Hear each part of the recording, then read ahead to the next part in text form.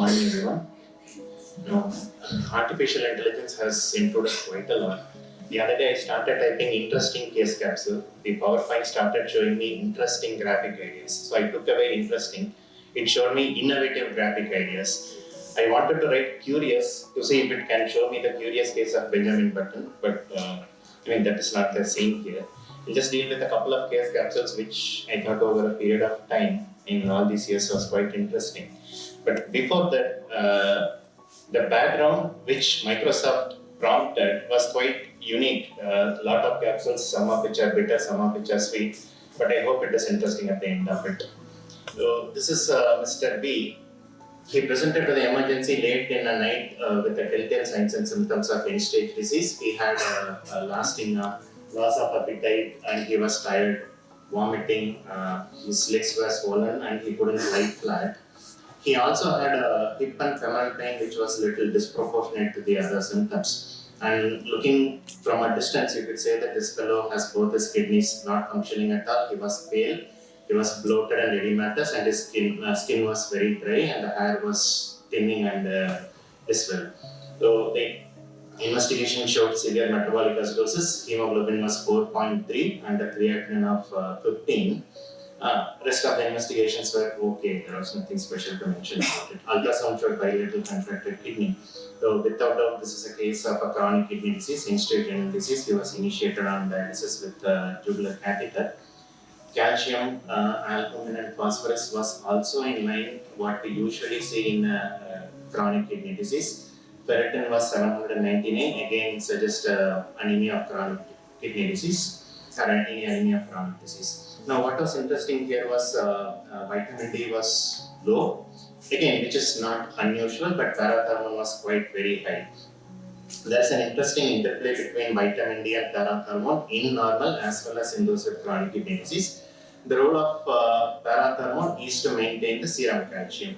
It does so by increasing resorption from the bone, increasing reabsorption from the kidney, and it increases vitamin D, which causes increases absorption from the intestine. So whenever there is an increase in parathermone, we expect the vitamin D to be more, the calcium to be on the higher side. What happens in chronic kidney diseases, there is this 25 hydroxylation is defective, so the vitamin D is low. Vitamin D has a reverse negative inhibitory effect on parathermone. So whenever vitamin D is low, the parathermone goes high. That's what we call as a secondary hyperparathyroidism. Primary is when the parathermone per se is high. There is something called as tertiary, when the secondary hyperparathyroidism over years together becomes autonomous and it starts secreting parathermone and it does not come under the negative controlling effects of vitamin D. So now, is there any specific cutoff at which you can say whether this hyperparathyroidism is primary or tertiary? It's arbitrary, but the numbers of this magnitude could be primary. Again, there is no specific number that is given to it. Going to the past, some 7 years ago, he had a renal calculus disease on both the kidneys, multiple. He had some surgery. The creatinine, which was done prior to the intervention, was 1.7. He was following for a few years, and then he dropped to follow in the past 4 years. And the follow-up investigation did not show anything specific. It was just some consultations and prescriptions. So that's when we were curious to know whether there is something more to just a simple secondary or tertiary hyperparathyroidism. We did other endocrine investigations, thyroid, cortisol, liver function, pancreatic enzymes were within normal limits. Ultrasound neck, as we expected, showed a nodule in the left lower parathyroid gland. MRI of the brain was normal. Just a simple discussion about this MEN syndrome, which was quite fascinating during our undergraduate days because we used to remember it with mnemonics 3P for MEN1 and 2A and 2B. One is called as vermus, 2A is called as Sipples. And it was quite simple, those olden days where you just have 3Ps, pituitary, parathyroid and pancreas for MEN1. When I opened Google a couple of days ago, it showed a new mnemonic. It was P for pituitary, PA for parathyroid and PA for pancreas. And I'm quite glad that we all belong to those era when the mnemonics also were as simple as our life. and meant to has a parathyroid involvement plus medullary thyroid carcinoma and a pheochromocytoma, whereas meant to be, in addition to this, has some mucosal neuroma and marfanoid diabetes. This is the radiography of that individual. On the left side shows vessels. Vessels are full of calcification, whether it is a dystrophic or a metastatic calcification. The arteries are standing out like a piece of chalk written line. His iliac vessels were also calcified, and his bone was very osteoporotic, and that was the reason for his persistent low back pain. Because vitamin D is very low, as we discussed, this vitamin D can have hypovitaminosis D can increase the parathyroid. We wanted to correct the vitamin D and calcium, which we did with the calcium supplements and vitamin D, both total and active. Even then, parathyroid is still on the higher side. So he was continuing to complain pain, so we gave him a shot of denosumab, an antidisruptive agent. His pain improved, but as I said, the diagnosis is there. Parathyroid, primary hyperparathyroidism or tertiary, is still under debate. Whether to intervene with the surgery for him or not at this scenario, he's not that stable yet. He's sort of still bedridden with the pain and all that stuff. He recently had a fistula failure. I think we are waiting for him to stabilize before we proceed on it. So maybe what we could have done is if he had a calcium at the first presentation, if he had a hypercalcemia at that point in time, maybe that would have given us a clue that this is a long-standing, probably a primary hyperparathyroidism.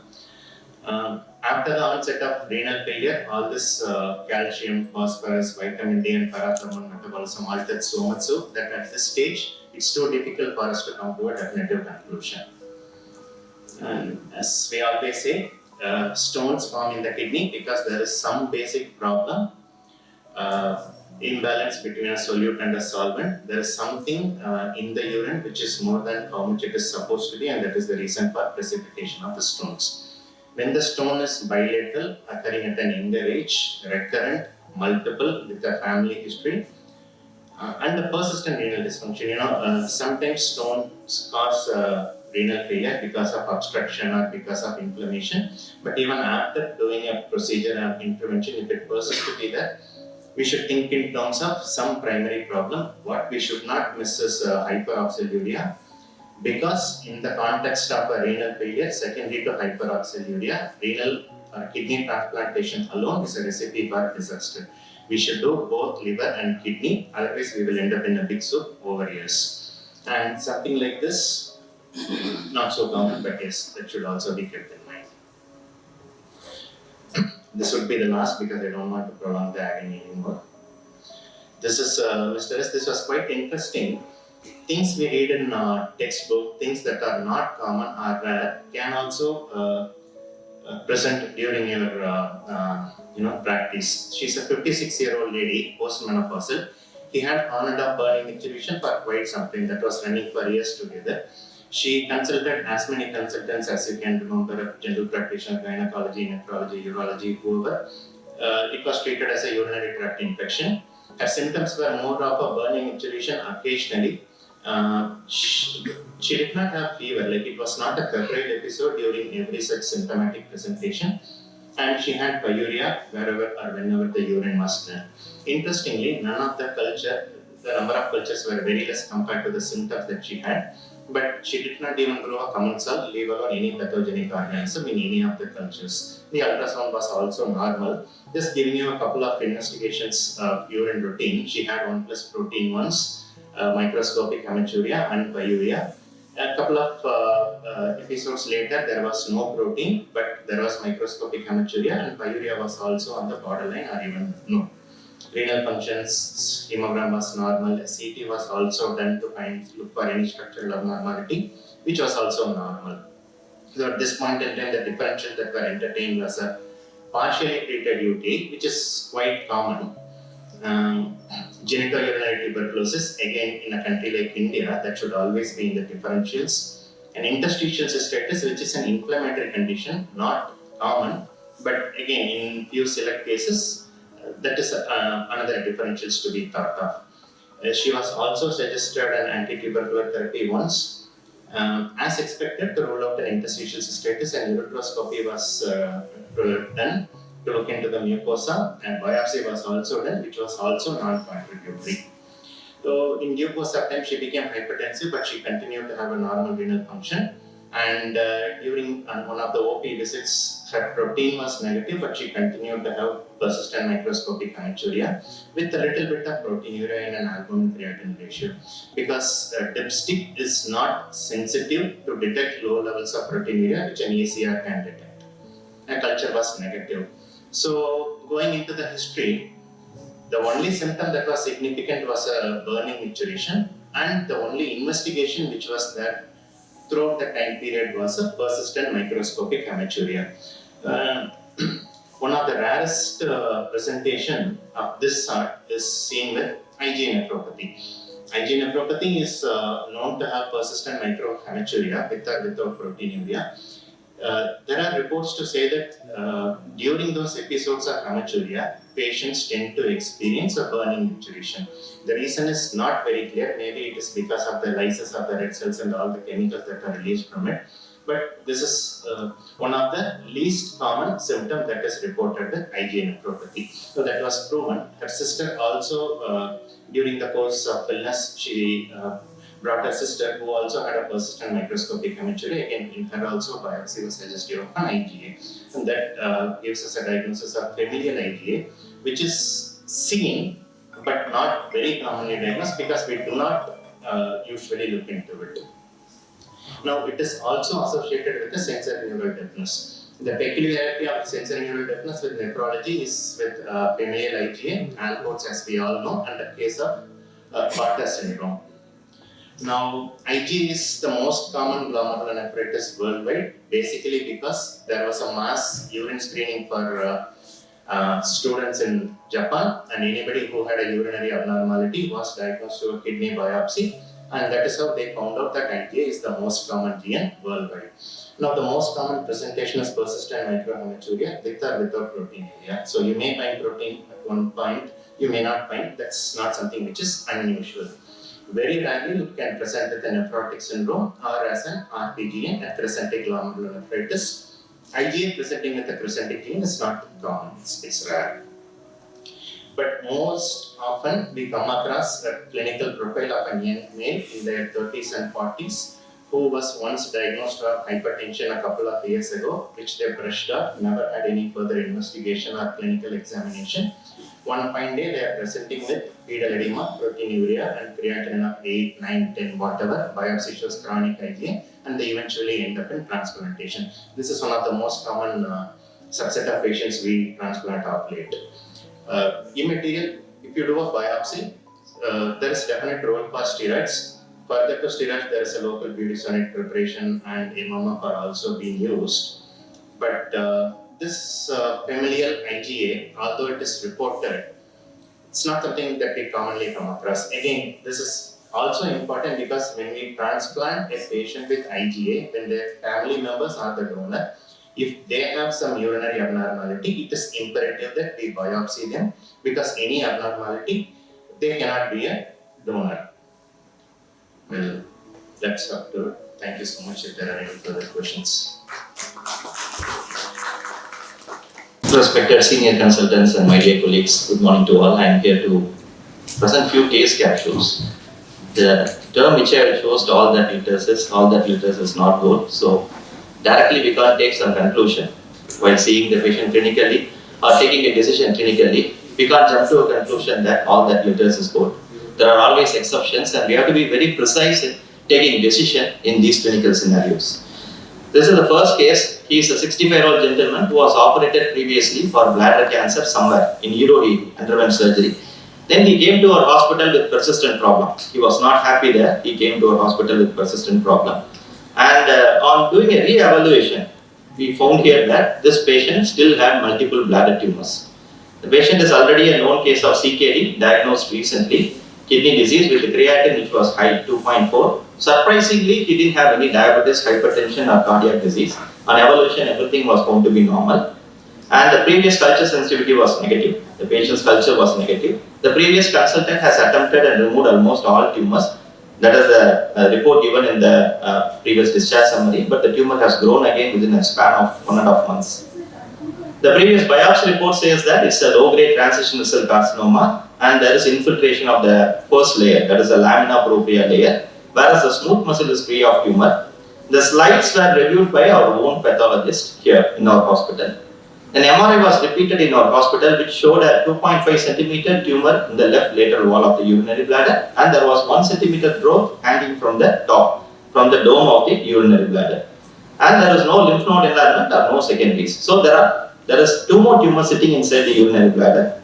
So we went inside with the open mind, and this is a cystoscopic picture where you can see that lateral wall is having an irregular growth shaped picture along with few fluffy lesions. These whitish lesions are very peculiar. You can see the whitish lesions and the bladder was filled with debris. So let me progress or proceed to the next video. At least this is okay. This is post resection. So after resecting the tumor, the biopsy which turned out to be once again transitional cell carcinoma of the urinary bladder and involving only the superficial layer, deep layer involvement was not there. But to our surprise, Dr. Sethumadhavan sir, who actually picked up the diagnosis, he gave a very good report that it also contained fungus. The fungal elements were seen there and these funguses are septated fungus which were growing and burying deep into it.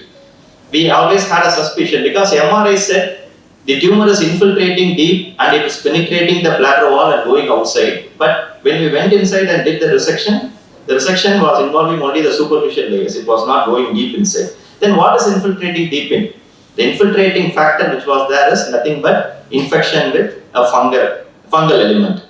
So this was the histopathological picture which showed a lot of hyphae. The fungal hyphae was seen, and if the hyphae septations have an angle of 45 degrees, then we should think of aspergillus. So the culprit here is, along with the bladder cancer, we have an aspergillus growth inside the same bladder, and the PCR turned out to be positive, culture turned out to be positive for aspergillus fumigatus. There are only 14 to 15 cases reported worldwide in which a bladder tumor has accompanied with aspergillus fungus. So this is one such rare case.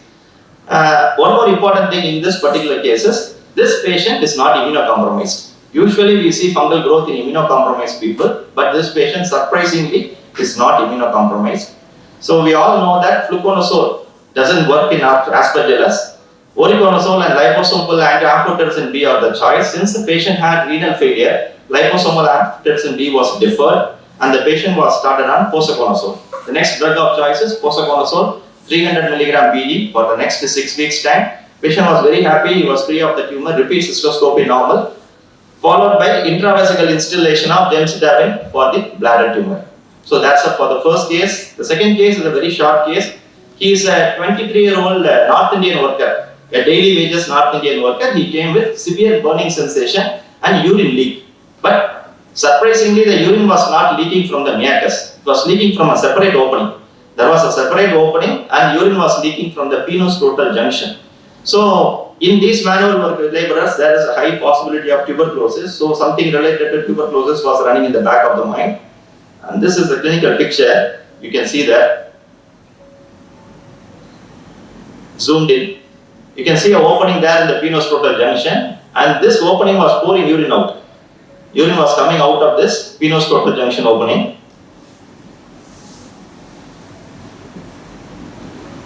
Okay, so the tuberculosis related investigations, everything was done. Patient didn't give any other positive history. So to our surprise, we did an X-ray. An X-ray showed a foreign body in the urethra. The foreign body was found near the urethra. So not one foreign body, there were 2 foreign bodies. One adapter kind of thing and one tube which was rolled onto itself was found inside the urethra. So this is the contrast-dated ascending urethrogram which shows a diverticulum, a pouch which is coming from the urethra, and this contained these 2 foreign bodies. The pouch contained the foreign bodies and it was opening out and the urine was coming out. You can see the contrast leaking out there through the fistulous opening. This is the cystoscopic view. The cystoscopic view actually picked up the opening. The opening which was present in the urethra was picked up during the cystoscopy.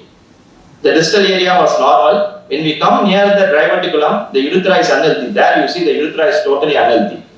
Whitish structures are unhealthy structures. And you can see one more small opening which is seen in the 1 o'clock to 2 o'clock question.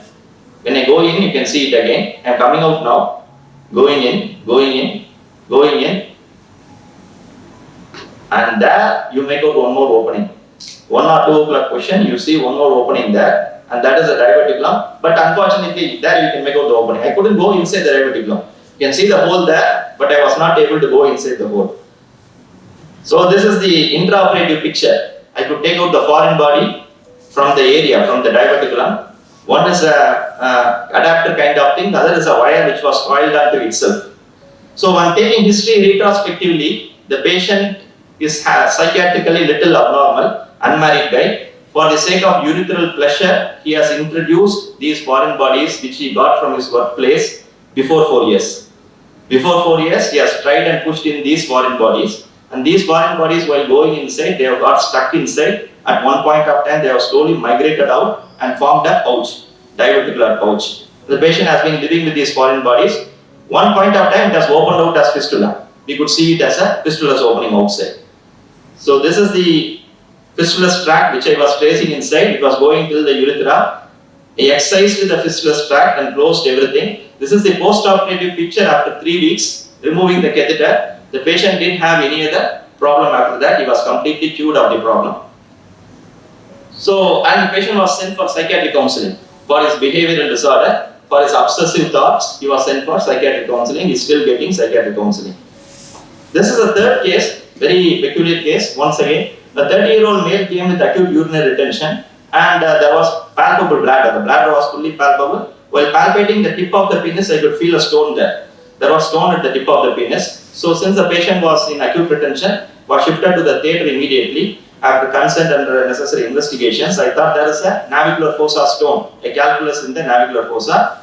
Gave local anesthesia to or gave a penile block. On exploration, I found a bluish stone. The stone was bluish in color. I never seen a blue stone there. So to my surprise, I could see a blue stone there. I was so much surprised there. Then slowly I retrieved the stone outside and found that it's not a stone actually.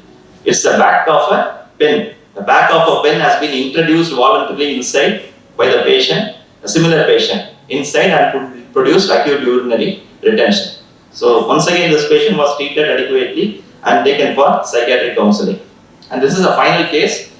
I am very happy that here Dr. Madhu presented one case of dysuria. For dysuria, there was no reason, and finally IgA nephropathy was found out to be the reason. A similar case here. Here is a 60-year-old female who was treated for dysuria for 5 years continuously.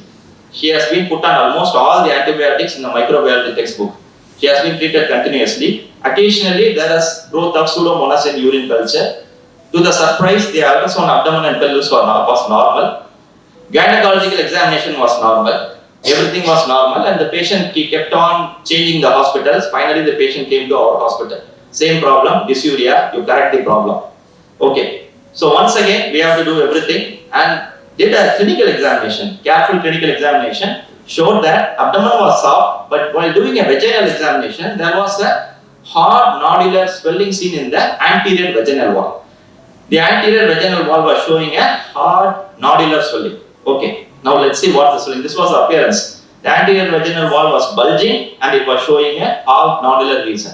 Many a times, while pelvic examination is done by gynecologists, they straight away go into the fornix. They go into the fornix, they see the cervix, they examine everything and come out. But what we urologists are interested is, we are interested in the urethral area, anterior vaginal wall. So there we could find a swelling, and this is nothing but a urethral diverticulum, a female urethral diverticulum. This contained around 4 to 5 stones inside. So we did a transvaginal ultrasound which showed that there was a diverticulum very clearly. This MRI picture can show a diverticulum. You can see 4 stones lying inside. And this is a cystoscopic appearance. You can see 2 openings inside the urethra. The female urethra is a very short urethra, but still you can see there are 2 openings in the urethra. I'm going inside the urethral diverticulum now. And you can see there are multiple stones inside the urethral diverticulum. So the whole problem is because of this urethral diverticulum which is safely hidden inside, and many times the ultrasound abdomen misses this. The patient will be symptomatic continuously. And everybody will take it as urinary tract infection and put on antibiotics continuously. So we made the diagnosis here. And after the diagnosis, the surgical procedure was done. We took a flap in the anterior vaginal wall, resected the diverticulum, removed all the stones. You can see the surgical procedure being done. We have taken a flap from the anterior vaginal wall and I have removed the stone. And all the stones were cleared. And the diverticulum was closed with a catheter. Patients went out with a catheter for 2 to 3 weeks. So following 2 to 3 weeks, the catheter removal was done. So now it is almost 2 months. Patient is totally asymptomatic, very, very happy that patient has got rid of the problem completely. So once again, the reason why I chose the topic as all that glitters is, every time we should not be or come to some particular conclusion. All that glitters is not gold. We should always keep our mind open with open options and come to a clinical conclusion after seeing and examining the patient again. Thank you. Thank you for that. So I'm going to discuss about the newly invasive treatment options which have evolved over a period of years now.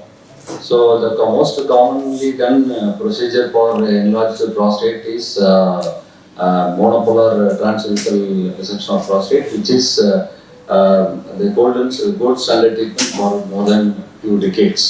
And all the newer developments are compared with the outcome of monopolar TRP, and it is having an excellent outcome. The reoperation rate is 9% at 6 years and 16% at 12 years. The most important complications are bleeding, tear syndrome, little stricture, and dark stenosis. These are the common problems we come across.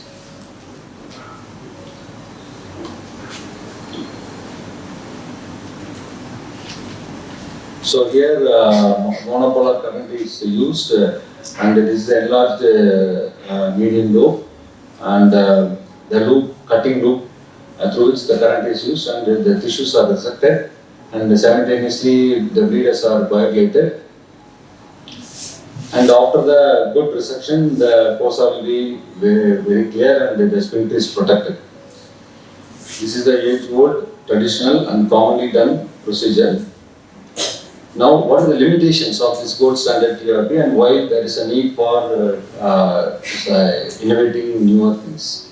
The limitations of this procedure is hypotonic irrigation fluid is being used, like glycine in sterile water, and so when we continuously irrigate, there is a 30 ml per minute of fluid is being absorbed. That means in 1 hour about 2 liters of fluid will be absorbed into the patient's body. So there is a results in dilutional hyponatremia, and most of our BPH patients are elderly populations with compromised renal and cardiac status. So we have to limit our resection time to 1 hour, and when we limit our resection time, then the gland that is resected also will be limited. So when we have a prostate of around 80 gram or 100 gram, sometimes we have to stop in between, come after 2 days and do the residual prostate after 2 days. That is, we may have to do a staged procedure. And with this, there is chance of bleeding as well there. And the monopolar TRP cannot be done when the patient is on anticoagulants. Somebody who has had a stent recently within 1 year, and we have to wait for them to complete and then we have to do. So there are newer modalities which are developed are bipolar TRP and laser enucleation of prostate, laser vaporization, Neurolift, Prism, and IET AMD, prostatic artery embolization, and TUMT and TUNR are being developed, but now they are not being used, and it is all out of guidelines. That is transurethral microwave therapy and transurethral needle ablation. Bipolar TRP is a natural evolution of monopolar TRP, where the bipolar current is being used to do the resection, and where the saline can be used as a irrigant. The advantages are it can be used and we can operate for a longer time, and even though it is mentioned there is a less chance of dilution hyponatremia, we don't prolong more than 1.5 hours time. We will get extra half an hour with this. And the resection is sharper and cleaner, and there is a less damage to the underlying vessels, and there is a less post-operative irritative symptoms. And sphincter, urethra and cavernous nerves are much protected and it is safer for the patient. The complication reported are we tend to use a larger scopes and the chance of urethral is high. And results are as good as monopolar TRP. We have this bipolar TRP in our hospital, and we go do all the patients of BPH with bipolar TRP only, and only if the patient's urethra is narrow, so we use monopolar instrument, and because where the inertial alone can be used for the resection. So the more advantages in bipolar therapy is TRP is the resection technique, everything is same as monopolar. Though there is no learning curve, it can be easily can come to switch over from monopolar to bipolar. So what is the the most useful treatment modality has developed is whole New York or thulium laser enucleation of the prostate. So where in this laser, the steam bubble is used to separate the adenoma tissue from the capsule and push into the bladder. And when we push the adenoma into the bladder, and it will be removed by modulators. And it is an endoscopic treatment of choice in the patients who are all anticoagulants and antiplatelets, where the chance of bleeding is very less. And within 1 year after the stenting PTCA, it can be done. And larger prostates, more than 100 gram and 150 to 200 grams, where previously open prostatectomy is the treatment of choice. With the laser, we can avoid open surgery, and this is a very good option for them. And the results are as good as open prostatectomy. And with this, the polycatheter can be removed within 24 hours. And normal saline is used as irrigant, and it is having a very good evidence and a long follow.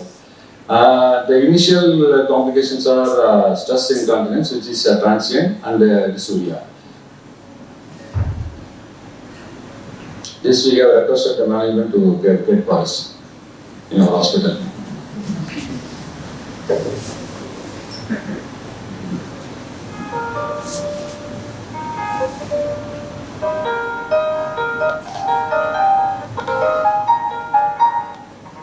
A small animation about prostate surgery.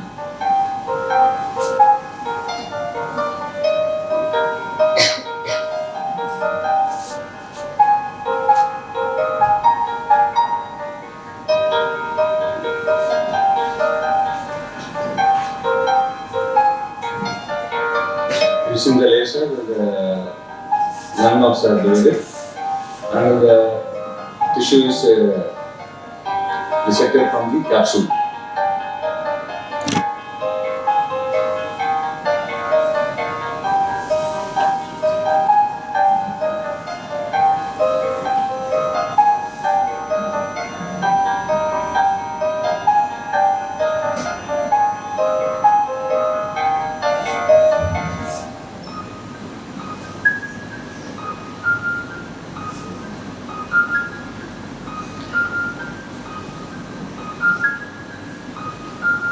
Once the adenoma tissue is pushed into the bladder, modulator is inserted and the adenoma tissue is removed, bits.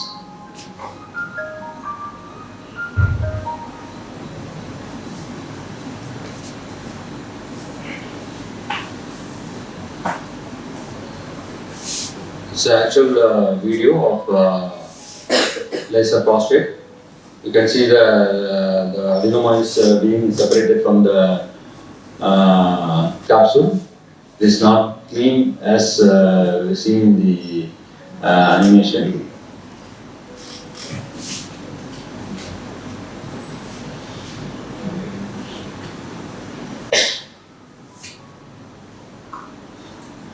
Then the laser fiber is being used to dissect the adenoma from the prostatic capsule.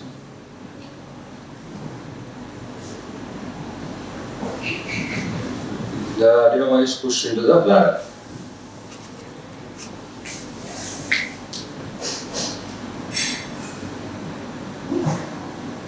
Now the adenoma is inside the bladder.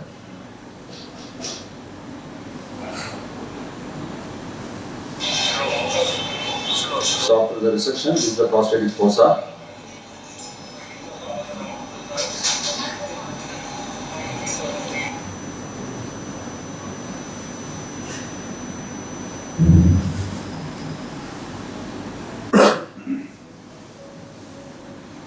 So prostatic tissue inside the bladder, after which the macerator will be used to cut them into small pieces and then it can be removed. So green light laser was being used before, it was very rarely used for vaporization of the prostate. Now it is not being used very much.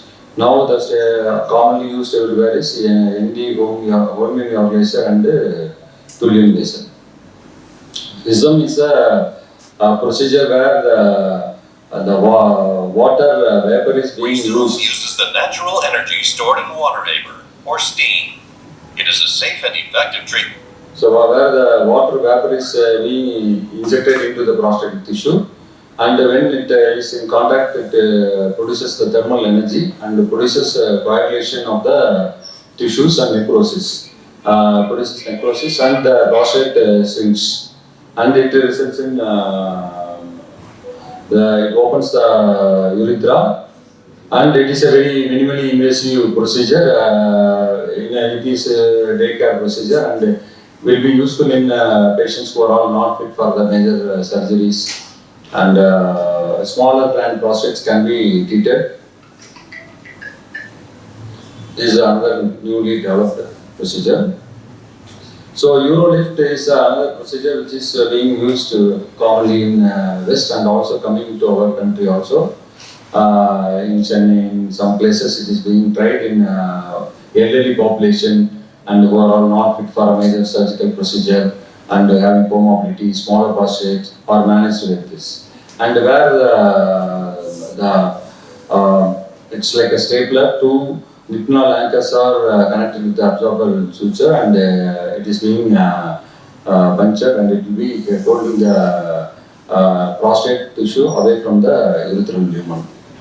And chance of post-operative tension is there and reoperation rate also there. The problem with the reoperation is if the metallic stents will be there, it is difficult to remove them during the surgery.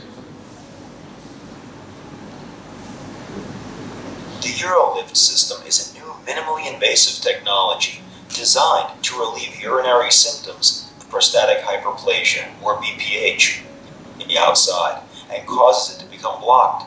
Relieving obstruction of the prostate is clinically proven to improve urinary symptoms in men with BPH. Under endoscopic guidance, the Eurolift system is gently placed into the urethra to the area blocked by the enlarged prostate and moves the obstructing prostate tissue out of the way, thus opening the urethra. Through a fine 19-gauge needle, an implant is deployed that holds the prostate in its new, less obstructed shape. The Eurolift system is designed to offer a way to relieve prostatic obstruction without cutting or removal of tissue. Some patients may need, Next, some patients may the need same both. technique is applied to the other side of the prostate. Because the outer capsule of the prostate is typically firm, it holds the urethra open. The number of implants required depends on the size of the prostate and the degree of obstruction. Typically 4 to 5 implants are used. Before applying the Eurolift system, the urethra is blocked due to an enlarged prostate pressing on it from the outside. After applying the Eurolift system, the prostate lobes are pushed aside, leaving an open urethra. And it is a bit costly. The one implant is 1 lakh, and if you want to apply 4, it will become 4 lakhs. And not for all the patients, only very selected patients who are not fit for the procedure and who can afford. And there is a chance of regrowth of the prostate also there. So this is another thing, and regard.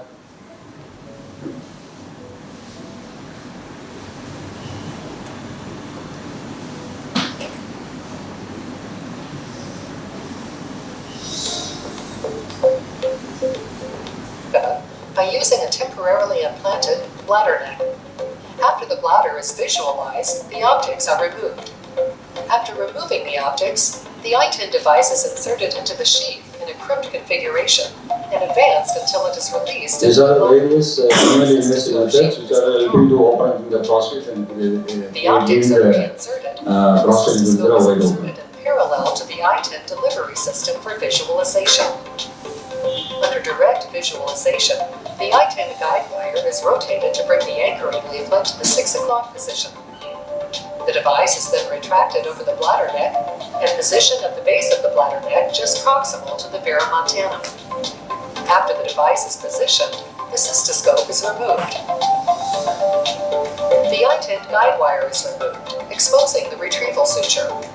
The I-10 remains in place for only 5 to 7 days.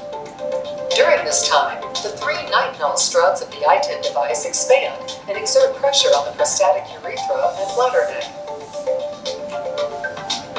This gradual and continuous pressure creates 3 deep longitudinal channels through ischemia and necrosis at 12, 5, and 7 o'clock. After 5 to 7 days, the I-10 device is completely Will be removed. removed and the patient will have First, the So the other is prostatic stents. And this is also not for all, only very moderately Intraurethral stents ill are patients. devices The that stents are are being compressed placed. by an enlarged prostate in patients Who is having short life expectancy, who has to be who on are the unfit 30 for surgical days, want to avoid procedures. for sometimes like They 6 are months or 1 year. endoscopically In those placed in patients, the it is prostatic being not fossa used. under either radiologic or cystoscopic control.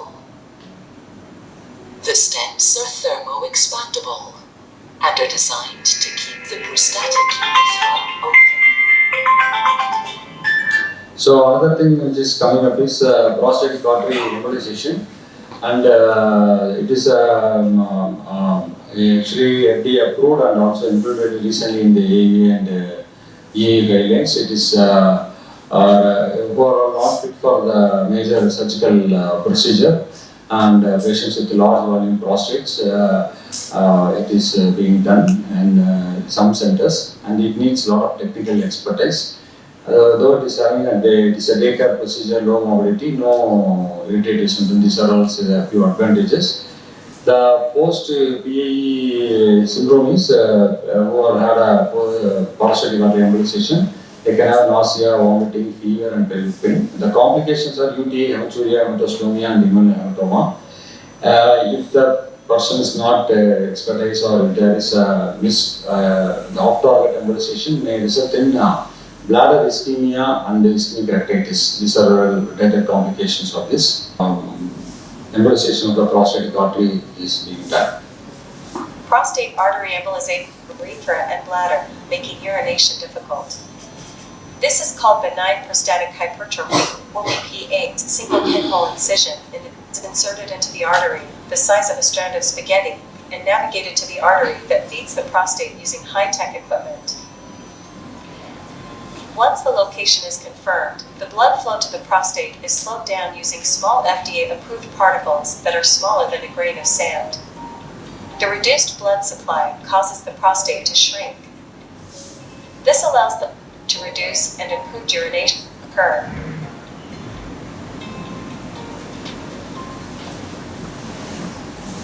To conclude, bipolar TRP is very established and proven treatment for BPH, and laser is also a very good option for the patients with BPH who need surgery and can avoid a double sitting TRP and open prostatectomy. And all other minimally invasive procedures also coming up. It is not, those procedures cannot be recommended for all the patients. Definitely it is having value in patients who are all not fit for the surgery and who are all, who wants to avoid surgery in those patients. Definitely they have a role and they are all coming up very well. Thank you very much.